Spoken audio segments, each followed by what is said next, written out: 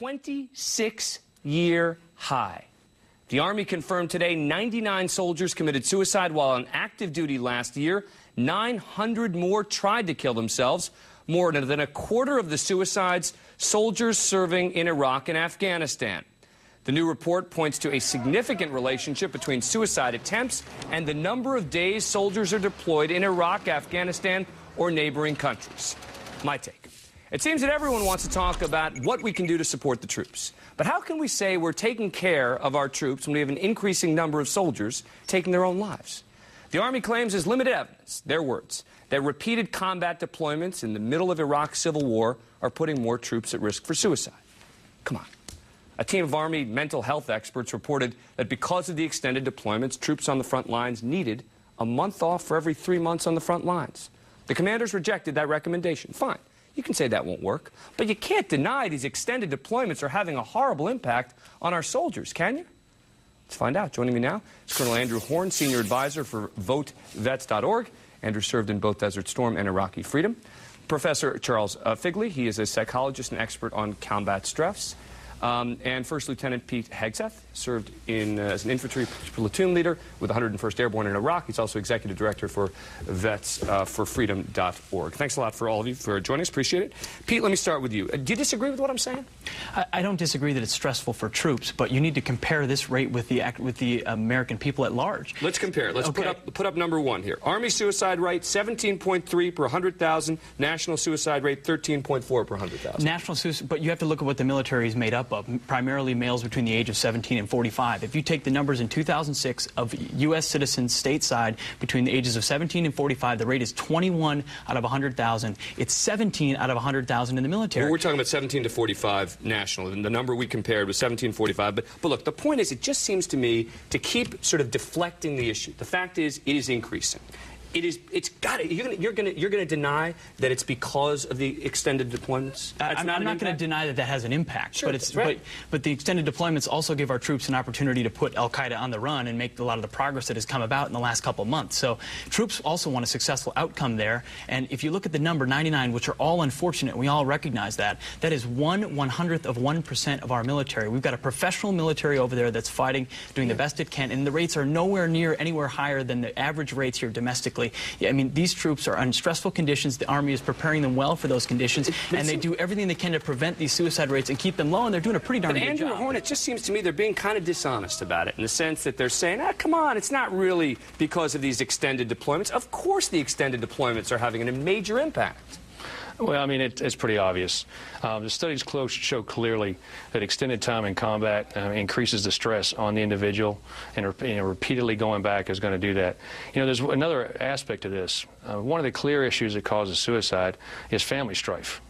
So it's not just hard on the soldier or Marine when they deploy. It's very, very difficult on their families. They go through, and a lot of these guys, particularly the real trigger pullers, they're very young.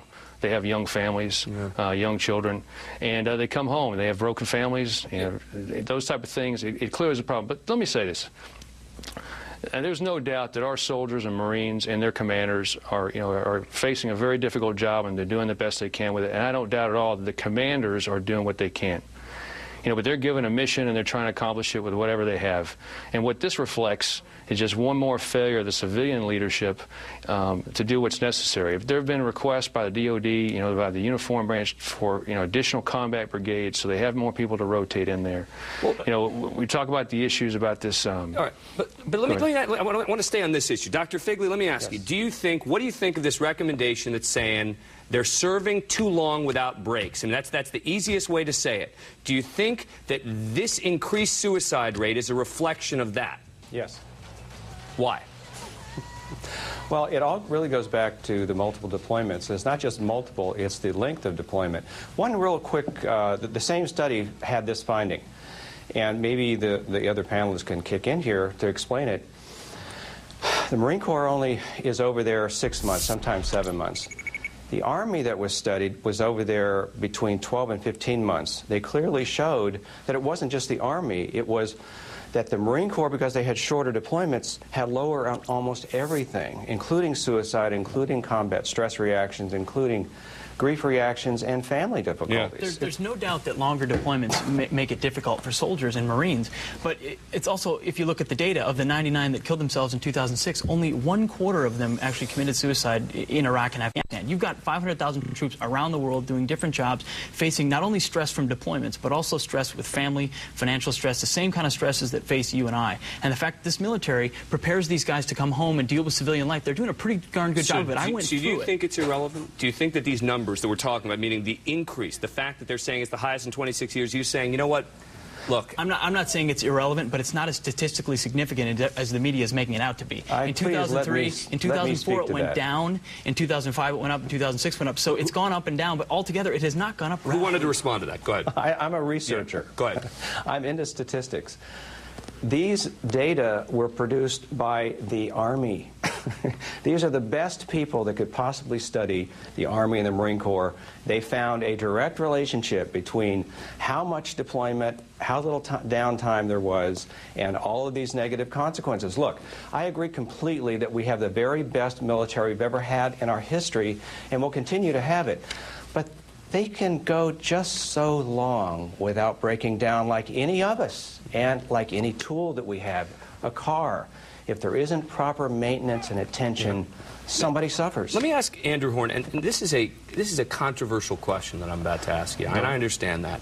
But is it possible that this is also the result of lower standards when it comes to mental health for any of the recruiting?